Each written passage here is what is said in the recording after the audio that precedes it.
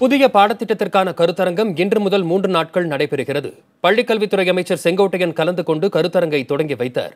இந்நிகழ்ச்சியில் பாடத்திட்ட மாற்றத்திற்கான வல்லுநர் குழுவினர், கல்வியாளர்கள், ஆசிரியர்கள், பெற்றோர்கள் உள்ளிட்டோர் கலந்து கொண்டுள்ளனர். இதனிடையே செய்தியாளர்களிடம் பேசிய அமைச்சர் செங்கோட்டையன், அடுத்த 3 மாதங்களுக்குள் புதிய பாடத்திட்டத்திற்கான அடிப்படை கட்டமைப்பு உருவாக்கப்படும் என தெரிவித்தார். மேலும் எந்த பொதுத் தேர்வு நடத்தினாலும் அதற்கு அரசு தயார் என்றும், அதற்கேற்றாற்போல் மாணவர்கள் தயார் செய்யப்படுவார்கள் என்றும் அமைச்சர் கூறினார்.